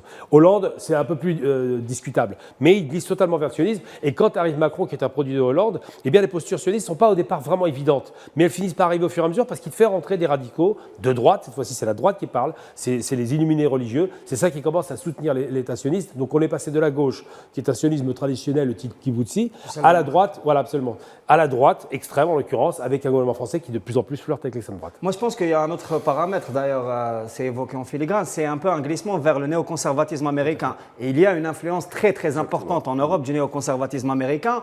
Et bon, beaucoup de penseurs et d'intellectuels critiques disent que la ligne stratégique en France et en Europe en général est quasiment calquée, pour ne pas dire que c'est une forme de vassalisation, déjà en termes politiques et diplomatiques, mais surtout en termes d'idées. Et c'est en ça que les idées, si vous voulez, du néo-sionisme deviennent complètement hégémoniques, notamment dans les milieux de la petite élite, notamment parisienne, et européiste en général. Je pense que c'est un élément qui est très très important. D'ailleurs, on l'a remarqué avec l'émergence de certains phénomènes médiatico-politiques comme Zemmour ou alors d'autres phénomènes semblables. Mais l'idée, c'est vraiment, si vous voulez, une forme de vassalisation complète au niveau idéologique et politique de la France sur la politique néoconservatrice américaine. Mais Sofiane, de longue date, le soutien du gouvernement français envers Israël, c'est traduit par des atteintes aux libertés. C'est pas nouveau finalement. Bien sûr, et c'est traduit déjà dès le départ. Il faut rappeler par exemple le contexte de 1948. C'était le soutien au groupe terroriste, par exemple à Haganah, pour massacrer des Palestiniens, notamment à Deir Yassin. Il y a une complicité française connue à l'époque, une complicité des militaires français qui, à l'époque, étaient aussi en train de massacrer en Algérie. Il faut rappeler mai 45, par exemple. Et bien après, d'ailleurs, il y a un rôle important, si vous voulez, de la France coloniale en Algérie pour soutenir la naissance et le renforcement de l'entité coloniale sioniste. Et ça, bon, on le connaît pas, c'est pas très très connu, c'est un sujet qui est encore tabou en France, même si ça commence à émerger, mais c'est quelque chose qui peut être étayé, document à l'appui, quelques-uns en parlent. Et donc il y a vraiment un soutien historique au sionisme. Après, il y a, si vous voulez, aussi une crainte très très profonde, il faut le rappeler d'ailleurs. À mon avis, l'une des raisons de l'occultation médiatique en France de certaines informations relatives au génocide en Palestine, c'est aussi la sensibilité des informations par rapport à la réaction potentielle de l'opinion publique et notamment de l'opinion publique populaire et musulmane en France qui risque de s'insurger à un moment. Très bien, merci Sofiane Baroudi. Gamal Amina, avant de clore le débat, je voudrais qu'on jette un œil à cette affiche qui a été donc réalisée par Abou Abina, qui est votre frère. Est-ce que vous pouvez nous en parler? Oui, c'est une affiche qui a été faite à l'occasion effectivement de ce génocide, parce qu'on peut utiliser le terme. Au départ, je ne parlais pas de génocide parce qu'il fallait quand même un petit peu de recul, mais maintenant il est documenté puisque tout le monde est enfermé.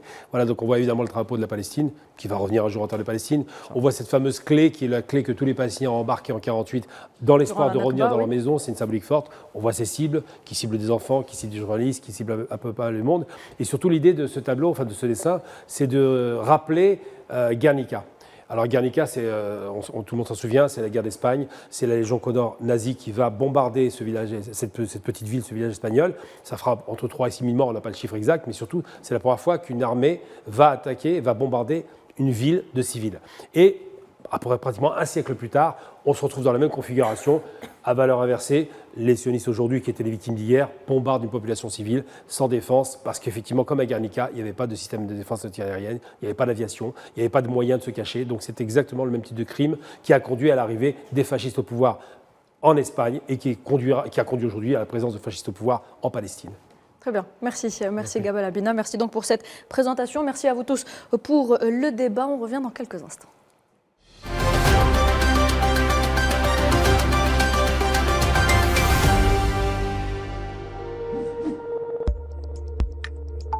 Matter Holding. Strategic Investments.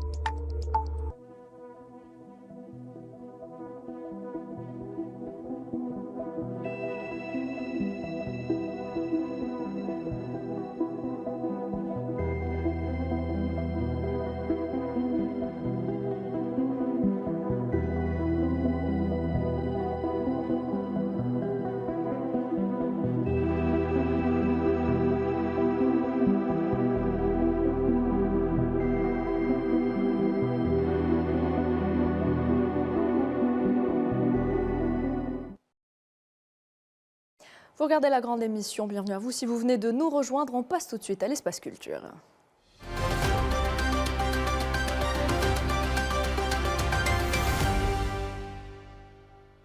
Et avec nous ce soir, 2 Algériens de l'étranger très différents l'un de l'autre, mais qui participent à leur manière à la promotion et au développement de leur pays d'origine. On commence avec Amine Bengenaoui. Bonsoir, vous êtes l'ambassadeur algérien du guide touristique Le Petit Futé. Bonsoir et merci pour l'invitation. Merci à vous d'avoir accepté d'être avec nous ce soir. Et puis de l'autre côté, j'ai Sofiane Aïssaoui qui est également avec nous. Alors bonsoir. Bonsoir. Merci Je vous présente, vous pratiquez les arts martiaux mixtes, vous êtes champion d'Europe, 3 fois champion de France et 2 fois champion du monde en amateur. C'est ça. Rien que ça. Rien que ça. Donc voilà, merci d'être avec nous. Ce soir, on va essayer de mêler le sport avec vous, Sofiane, et le tourisme. D'ailleurs, je vais commencer avec vous. Vous avez un lourd palmarès dans les arts martiaux mixtes. Vous nous avez d'ailleurs amené quelques-unes de vos ceintures qui représentent vos titres et vos victoires. Donc, pour faire rapidement le tour, vous êtes 2 fois champion du monde amateur, vous êtes champion d'Europe, vous êtes 3 fois champion de France, 2 fois champion international professionnel. Vous êtes également ancien membre de l'équipe de France de MMA, qui sont les arts martiaux mixtes, et ancien coach de l'équipe de France de Kempo MMA. Comment est-ce que vous en êtes arrivé aujourd'hui à ce que vous êtes? J'en suis arrivé dans les sports de combat grâce à mon père, qui m'a mis tout d'abord dans le judo, qui est une école de vie, qui m'a appris beaucoup de choses, beaucoup de valeurs, beaucoup de principes. Et puis de fil en aiguille, j'ai voulu m'investir dans le MMA parce que je regardais beaucoup ce sport-là à la télé avec mes frères et avec des amis de la ville où j'habite. Et de fil en aiguille, tout est allé très très vite. Les premiers combats et directement l'équipe de France. Vous avez commencé jeune, j'imagine, Sofiane. Du coup, vous pouvez, vous, estimer l'importance du sport pour les jeunes. Vous êtes né en France, vous habitez en France, vous avez sûrement dû côtoyer les jeunes issus de l'immigration, encore des quartiers populaires. Quelle est, selon vous, l'importance du sport dans ce domaine? Au-delà du bienfait physique et mental, je pense que c'est un vecteur d'intégration pour notre société. Je pense qu'un jeune qui est investi sportivement, c'est un jeune qui est bien mentalement, qui va vouloir développer son pays, qui va respecter au minimum sa famille et donc du coup qui va pouvoir performer. Et on sait très bien que le sport, c'est l'image du pays à l'étranger et au niveau national. Justement, vous êtes en Algérie depuis quelques jours, normalement. Est-ce que vous avez des projets particuliers ici que vous voulez mener en Algérie? Tout d'abord, la création d'une fédération internationale de MMA amateur. En Afrique, seuls le Maroc, la Tunisie, l'Afrique du Sud et le Cameroun ont développé une fédération internationale, enfin en tout cas une fédération nationale pour se développer au niveau international. Et moi, j'aimerais développer au niveau de l'Algérie une fédération nationale pour pouvoir créer un championnat d'Afrique et pourquoi pas tirer les meilleurs Algériens sur le plan international et sur les championnats du monde à Dubaï ou aux États-Unis. Il y a de l'intérêt ici pour le MMA ici en Algérie? Vous en avez croisé des personnes? Ouais, beaucoup. Là, ça fait une quinzaine de jours que je suis en Algérie. Donc, j'ai été à Constantine, à Stif, à Borj, Boumerdès et maintenant Alger. Et on voit que l'Algérie, c'est un peuple fort, c'est un peuple de guerriers. Et on a beaucoup de combattants, que ce soit dans le judo, le kickboxing, la lutte. Et l'objectif, c'est de créer potentiellement, d'ici quelques années, les futures pépites algériennes. Et je pense que le MMA, c'est le futur de l'Algérie. Justement, qu'est-ce que vous pensez des mesures qui ont été prises par le président Abdelmadjid Tebboune concernant justement la diaspora? Est-ce que vous pensez que ça pourrait être utile, en particulier dans votre domaine? Oui, je pense que ça peut être utile. Ça va faciliter le retour, ou en tout cas l'intégration de la diaspora algérienne directement en Algérie. Je pense que ça va faire un retour aux sources pour certaines personnes qui ne sont pas venues depuis longtemps ou qui ne sont pas du tout venues en Algérie. Donc je pense que c'est un bienfait ce que le président a fait. Mais vous, à titre personnel, qu'est-ce que vous pensez que vous pourriez apporter à l'aura internationale de l'Algérie? Avec toute la plus grande démodestie, je suis le seul combattant de MMA algérien qui représente en tout cas l'Algérie, qui combat, qui a son propre club, qui a été sélectionneur d'une équipe de France, qui organise lui-même des événements nationaux et internationaux. J'ai dirigé une fédération en France, donc je pense que toutes ces compétences que j'ai acquises en France, j'aimerais le mettre à disposition de mon pays d'origine pour le faire développer. Donc je pense il y a une plus-value. Vous avez déjà représenté l'Algérie dans vos combats, on l'a vu dans les images qui passaient il y a quelques instants. Vous portiez le drapeau algérien. C'était quoi en fait? C'était quel combat là? C'était contre... Sur mes derniers combats, je représente l'Algérie. On a la chance en tant que combattant professionnel de pouvoir représenter deux pays. Donc au début de ma carrière, quand j'étais amateur, je représentais forcément l'équipe de France parce qu'il n'y avait pas de fédération internationale algérienne. Et maintenant que je suis professionnel, j'ai le choix de choisir soit deux pays, soit un seul. Et je représente l'Algérie. Sur mes derniers combats, c'était pour mon dernier titre international, c'était contre un Serbe et avant ça, c'était contre un Ukrainien. Karim, une question pour notre invité? Oui, moi j'avais envie de vous poser tout simplement la question sur la réputation de cette discipline. On entend beaucoup de choses concernant cette discipline, beaucoup de violence, elle est interdite parfois au niveau des programmes télé parce que ça risque d'inciter les gens à la violence. Et pourtant, quand on vous voit, vous avez l'air calme, sain, vous avez fait l'éloge du judo. Qu'est-ce que vous avez à répondre à des gens qui ont la critique facile concernant le MMA, par exemple? Je pense que le nouveau fait peur, les nouveautés font peur, mais ce n'est pas un sport qui est plus violent qu'un autre. Sur le plan scientifique, sur le plan neurologique, ça a été prouvé scientifiquement que la boxe anglaise et le rugby, qui sont des sports très démocratisés, sont beaucoup plus dangereux au niveau neurologique et provoquent de graves maladies comme Parkinson ou Alzheimer, alors que le MMA, on n'a pas ce genre de problème, de répercussions au niveau santé. C'est un sport de combat, c'est un sport qui représente tous les sports de combat, c'est pour ça qu'on l'appelle MMA, Mixed Martial Arts. Et donc, du coup, on a toutes les valeurs propres aux arts martiaux et aux sports de combat. Donc, je ne pense pas que ce soit plus dangereux qu'un autre. Si quelqu'un était violent par essence, il le serait même sans le MMA. Et le calme que j'ai, je pense que ça doit être grâce à mes parents qui m'ont bien éduqué. Et je pense que ça joue aussi énormément. Mais les enfants vont certainement s'intéresser au MMA, ils s'intéressent au MMA. Qu'est-ce que vous conseillez à des parents qui ont des enfants qui veulent faire du MMA? Est-ce que vous leur conseillez de passer d'abord par le judo, par exemple, comme vous? Ou est-ce que c'est possible déjà de faire du MMA dès qu'on est enfant? Bien sûr. Donc, bien sûr, moi, dans la salle que j'ai en France, on commence les cours de MMA à partir de 4 ans. 4 ans. Voilà, ma fille fait du MMA. Ma fille, machallah, elle est très très bien. Tout se passe bien pour elle, elle est en forme. Il n'y a pas de problème. Donc non, on peut commencer. À l'époque, on ne pouvait pas faire du MMA directement parce que c'était interdit en France. C'était illégal. Maintenant que c'est légalisé depuis 2020, il n'y a quasiment plus d'enfants qui font du judo ou de la boxe et ensuite basculent vers le MMA. Ils font directement du MMA. C'est vraiment démocratisé. Mais pour en revenir au judo, on sait que c'est un petit peu la force tranquille, c'est cet art martial. Donc hein, c'est vraiment la force tranquille pour avoir un frère qui fait du judo. Donc je sais ce que c'est. C'est quelqu'un de très calme, de posé et tout, un peu comme vous. Donc est-ce que c'est pas mieux peut-être de, je sais pas, comme le MMA, je ne sais pas ce que c'est. Enfin, je sais ce que c'est, mais je ne sais pas comment ça s'inculque donc aux petits. Je ne sais pas est-ce que on peut leur apprendre justement à être calme, posé, etc. à travers le MMA. Bien sûr. En fait, un cours de MMA pour les enfants, ça fonctionne exactement de la même façon qu'un cours de judo ou qu'un cours de boxe ou qu'un cours de karaté. Il y a un échauffement au début. On leur apprend la terminologie propre à cette discipline. Donc là, ça va être de l'anglais. Et on va leur apprendre à mettre des coups de poing comme à boxe anglaise. On va leur apprendre à faire à tomber et à faire tomber correctement sans blesser son partenaire, comme des projections de judo ou de lutte. Et on va apprendre à mettre des coups de pied comme en kickboxing. Donc c'est ni plus ni moins que tous les autres sports en une seule séance. Et on va leur apprendre aussi à ne pas utiliser certaines prises qui peuvent être dangereuses à l'extérieur. Exactement, c'est interdit. Pour revenir à l'Algérie, Sofiane, vous êtes là depuis quelques jours, on l'a dit tout à l'heure. Je vais vous poser une question un peu personnelle. Qu'est-ce que vous avez ressenti après votre retour ici dans le pays? Je sais d'ailleurs que tout à l'heure, vous avez eu l'occasion de visiter la grande mosquée d'Alger. Qu'est-ce que ce monument civilisationnel évoque pour vous?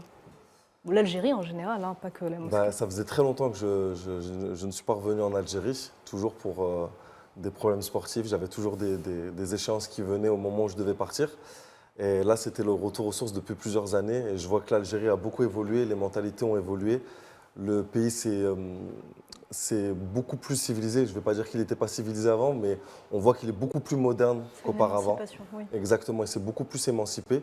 Et tout à l'heure, quand j'ai vu la mosquée, la nouvelle mosquée, c'est digne des plus grandes civilisations. On voit toute la puissance de l'Algérie, la beauté de l'Algérie qui met en avant toute sa culture et toute sa religion. Et je trouve ça tellement magnifique. Et on a réussi, grâce à ce monument immense, à rentrer sur la carte mondiale comme la troisième mosquée la plus grande du monde. Donc voilà, il n'y a que l'Algérie qui l'a fait.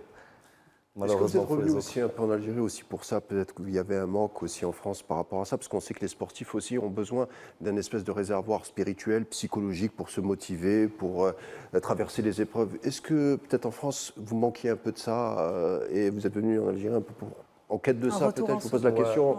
En tout cas, personnellement, moi, c'est ce que je recherchais. Je voulais avoir ce retour aux sources. Je voulais sortir de ma zone de confort pour une mon sorte de prochain pèlerinage. combat. Ouais, exactement. Et un pèlerinage spirituel, un pèlerinage culturel, un pèlerinage physique, c'est vraiment un tout. Je pense que sur toutes les préparations de combat que j'ai faites, c'est la seule préparation que j'ai eue. J'étais auparavant dans plusieurs villes avant d'arriver en Algérie. Et je pense que là, ces 2 semaines que j'ai fait, dernièrement, c'est vraiment les 2 semaines où je me sens le plus apaisé. Voilà. Et lorsque vous revenez de France, vous voulez certainement redécouvrir ou découvrir de nouveaux endroits donc à faire ici à Alger ou en Algérie. Tout court, je me tourne vers vous, Sofiane Benguenaoui. Comment est-ce que vous faites pour avoir les meilleures adresses? Je suis un petit peu Amin Benguenaoui. Amin, pardon. C'est lui, Sofiane. Vous êtes Amin. C'est pas grave. Comment est-ce que vous faites pour avoir les meilleures adresses? Est-ce que vous pouvez donner des petits tuyaux, du coup, à Sofiane? Eh ben moi, ce que je cherche à faire, c'est de donner un carnet d'adresses pour Sofiane pour faire son pèlerinage en Algérie. Comment je fais pour contacter ces personnes? Moi, j'essaye de me rendre sur place. J'ai contacté aussi par mail, je l'ai contacté par téléphone. Je prends le téléphone. Quand j'étais en France, je l'appelais directement les directeurs, les responsables des restaurants, des hôtels, pour lui dire qu'à mon arrivée en Algérie, c'est quoi ma mission? La mission de promouvoir la destination Algérie à travers tous les acteurs du tourisme algérien. Quand on parle sur le tourisme algérien, maintenant on voit qu'il y a un grand développement en ce moment. Et ça me plaît de voir ces gens qui me donnent aussi envie de voir d'autres dans le futur. Est-ce que ce n'est pas aussi les hôtels ou les restaurateurs d'ici qui vous contactent, qui voient qu'il y a une promotion, que vous êtes en train de mettre à jour le guide? Est-ce que ce n'est pas eux qui vous contactent directement? C'est possible. C'est possible qu'ils nous contactent directement. On a un site internet où on peut être en contact avec tous les gens qui s'intéressent à intégrer nos guides Algérie, Alger-Oran. Sauf qu'en général, ils n'ont pas de l'information. Ils ne savent pas à quel moment on va intervenir. Et c'est pour ça, nous, en général, on cherche à prévenir les institutions, l'Office national du tourisme, le ministère du tourisme. Pour eux, ils donnent un petit peu de visibilité à tous par exemple, les directeurs d'hôtels, les restaurants très célèbres, aux tour opérateurs, dire « Ah, le petit fêtier arrive en Algérie. Si vous voulez prendre contact avec l'ambassadeur pour intégrer la prochaine édition, faites-la. » La dernière mise à jour sur l'Algérie, elle date de quand? Et qu'est-ce que vous avez rajouté de nouveau concernant l'Algérie? Exactement. La dernière, elle date de 2021. C'est-à-dire que ça a dépassé les 2 ans. Mais qu'est-ce qu'on met de plus? Maintenant, on a vu qu'il y a une grande ouverture. Il y a Le gouvernement, il y a un souhait volontaire pour promouvoir la destination Jazair. On a vu dans les derniers jours Wijhati al-Jazair.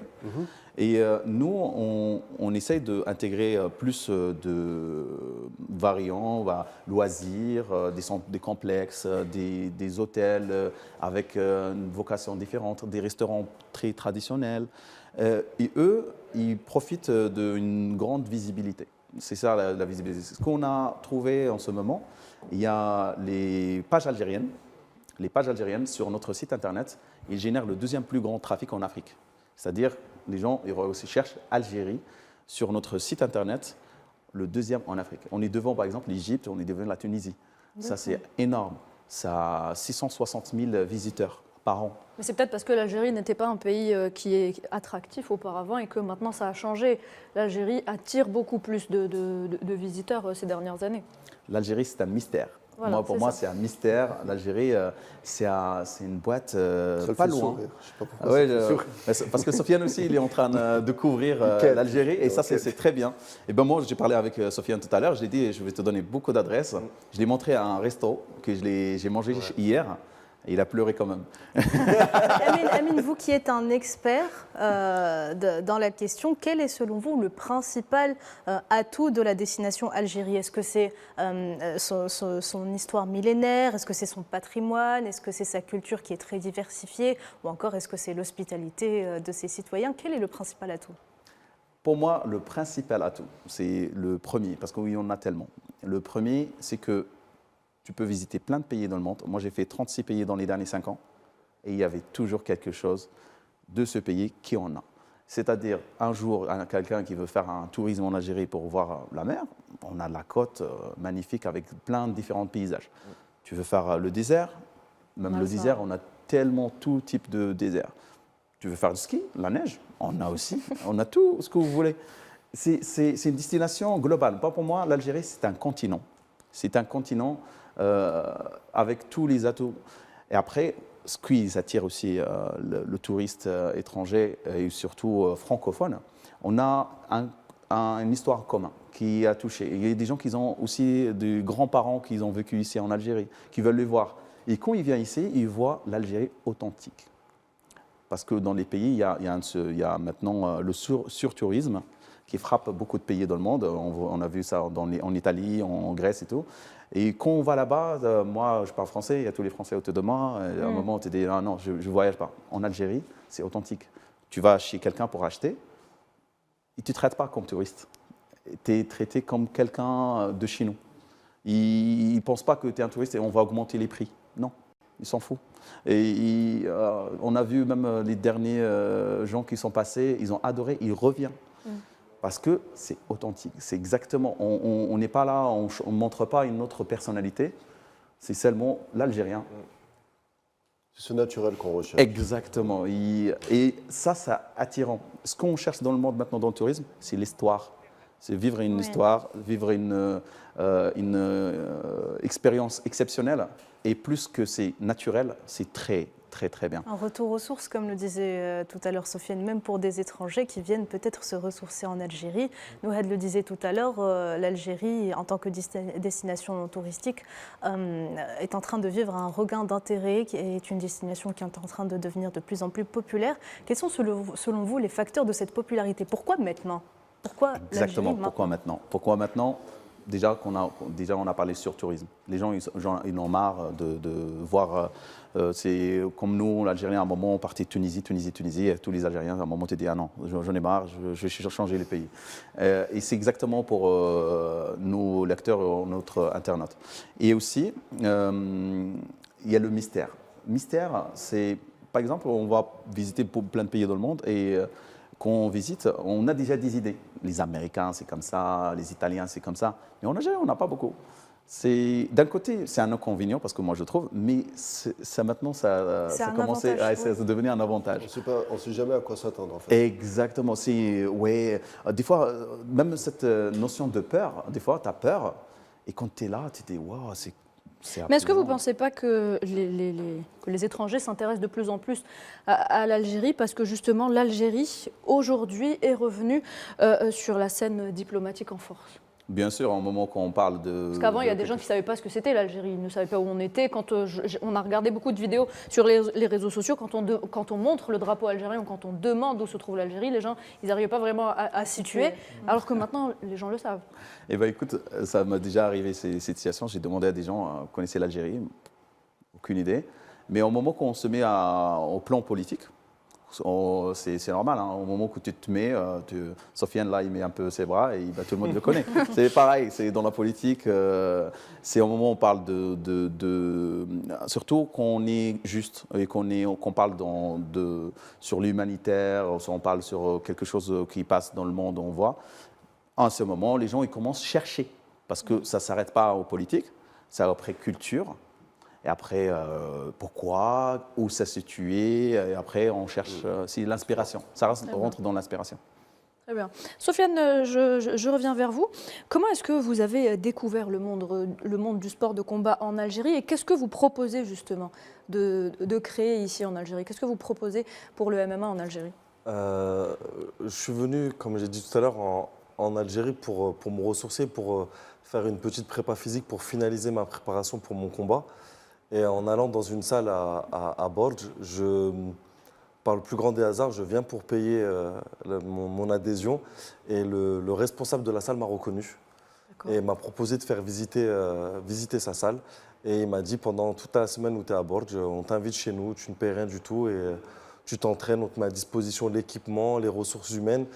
Et donc du coup, j'ai vu les infrastructures que l'Algérie possède et franchement, l'Algérie n'a rien à envier à qui que ce soit, vraiment. Ni à la France, ni même aux États-Unis, pour avoir été aux États-Unis. On a de belles infrastructures, on a des coachs de qualité, diplômés. Et je pense qu'il y a beaucoup de choses encore à faire. Je pense que du fait que l'Algérie, en tout cas pour mon sport, ne s'est pas développée sur le plan international, je pense qu'il y a un manque. Et je voudrais combler ce manque. Après, il faut avoir les connaissances. Est-ce que vous avez justement rencontré de jeunes athlètes que ça intéresse le MMA et qui veulent se lancer Beaucoup.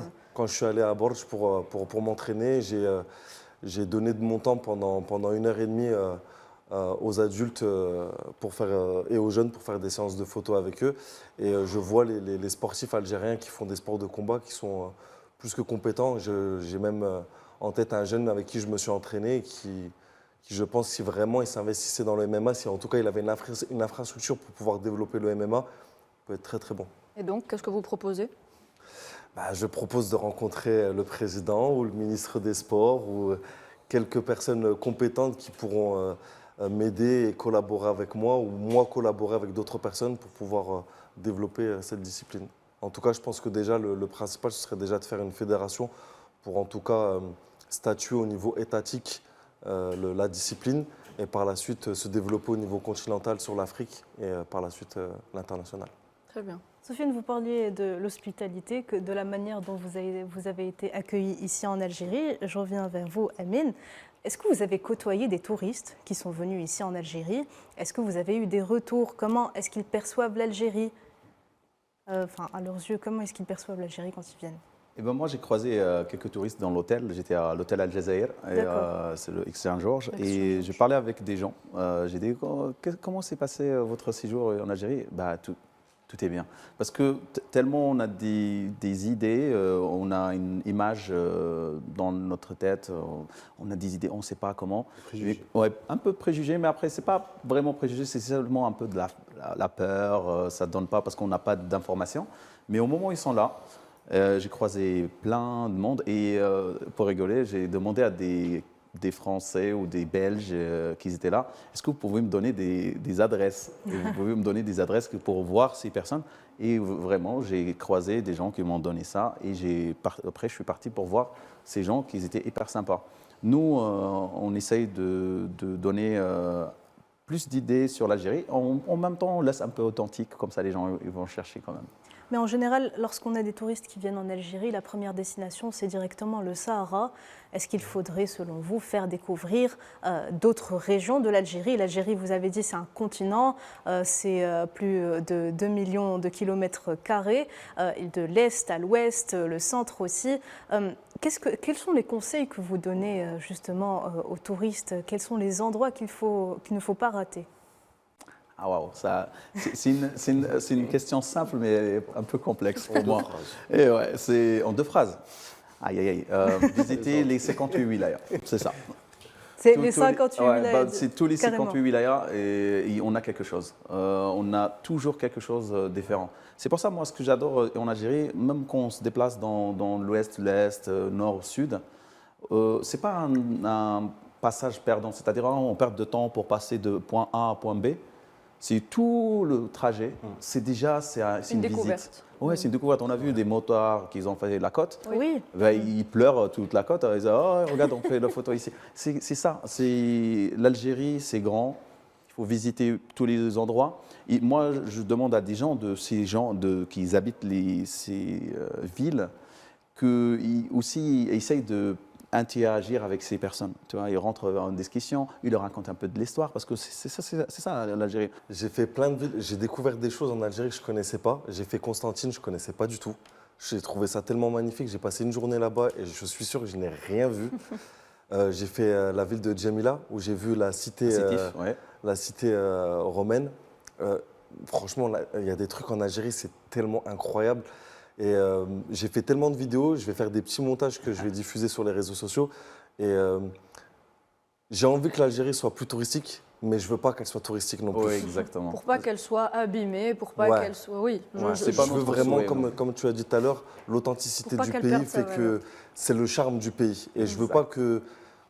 je ne vais pas citer de noms de pays pour ne pas me mettre à dos tous les autres pays, mais je n'ai pas envie que l'Algérie devienne comme les autres pays avec le surtourisme. Et non, je pense que le faire découvrir, c'est bien, mais il ne faut pas en abuser. En tout cas, Sofiane, est-ce qu'on peut parler aussi de l'importance du sport pour faire découvrir justement ces pays comme l'Algérie? On remarque souvent qu'il y a plein de compétitions de différents sports qui se déroulent dans des pays parfois qu'on ne connaît pas.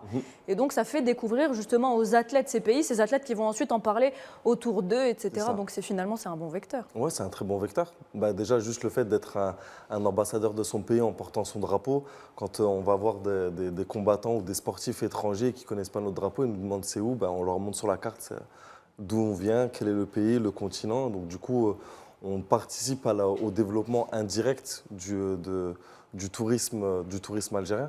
Donc ouais, le sport, c'est important aussi. Est-ce qu'il y a un pays que vous avez découvert justement comme ça, un pays sur lequel peut-être vous aviez des appréhensions, des idées reçues et que vous avez découvert grâce au sport? Sincèrement, j'ai fait beaucoup de pays. J'en ai fait beaucoup. La Thaïlande peut-être? Jamais de la vie j'irai en Thaïlande. Pour le coup, j'ai beaucoup d'a priori sur la Thaïlande. Oui. Vous voyez, la Thaïlande, c'est le typique exemple où je ne veux pas que l'Algérie devienne comme la Thaïlande. D'accord. C'est tellement trop visité, ça a une image tellement négative et je ne veux pas que... À la rigueur, je préfère qu'on ait de la crainte vis-à-vis de l'Algérie pour pouvoir venir, qu'on ait une mauvaise image de l'Algérie parce qu'on est trop venu dedans. Tourisme de masse, c'est ça que vous critiquez. Mais après, c'est ma crainte. Mais après, c'est des pays sans visa, on peut le visiter quand on veut, à l'heure où on veut. Et l'Algérie, en tout cas maintenant, on a sans visa à l'arrivée dans les aéroports dans le sud algérien, mais il faut passer via une agence. C'est-à-dire il faut déjà un minimum. Moi, je ne pense pas que l'Algérie, ça va être un surtourisme. L'Algérie, c'est le charme, c'est l'authenticité. Et après, ce qu'on cherche, c'est de ramener, ça a marché, c'est le tourisme. Par exemple, vous voyez ici, j'ai le petit feuilleté où il y a la Chine, c'est le MAG, c'est le magazine 2 fois l'année. La Chine, c'est le 2e PIB dans le monde. Pour l'image aussi, c'est pas que pour exactement. Il y a l'image, il y a la fierté de montrer ce qu'on a comme culture, parce qu'on a des légendes en Algérie qui ne sont pas connues. Le passé, c'est qui Amir Abdelkader, c'est qui Lalla Fatima Soumer, par exemple. Ça, c'est des symboles qu'on peut le passer juste à travers ça. Les gens, des fois, ils voyagent sans venir, juste en lisant. C'est bon? C'est bon. On a fait le tour? On a fait le tour. On a fait le tour. Un dernier mot, Sofiane, avant de nous quitter. Ensuite, je vous donnerai aussi un dernier mot, Amine. Merci à L24 de m'avoir invité. Merci à vous tous, à vous toutes de m'avoir accueilli. Merci au peuple algérien de m'avoir accueilli, de m'avoir aidé dans cette préparation. Inch'Allah, la semaine prochaine, je ramènerai un nouveau titre. Et ce titre-là, il sera 100% algérien, puisque j'aurai finalisé cette préparation pour l'Algérie. Donc voilà, merci. Je vous souhaite bonne chance pour vos projets futurs. Merci beaucoup, c'est gentil. Amine, un dernier mot? Moi aussi, je vous remercie pour l'accueil, pour me mettre en contact aussi avec Sofiane et toute l'ambiance qu'on a. Merci donc à tous d'avoir été là. Merci Amine Bengenaoui et Sofiane Aissaoui d'avoir accepté notre invitation ce soir. Je remercie également Gamal Abina et Sofiane Baroudi qui étaient avec nous en première partie d'émission, ainsi que toute l'équipe qui m'a accompagné pour cette émission. Karim Narimen, merci à vous également. Quant à nous, mesdames et messieurs, on se retrouve très bientôt.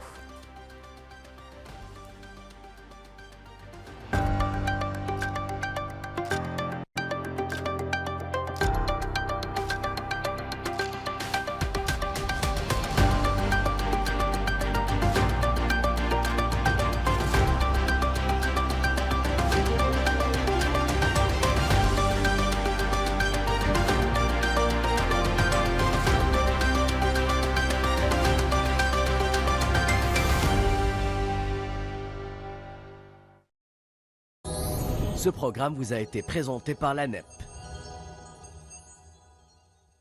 Ce programme vous a été présenté par Air Algérie.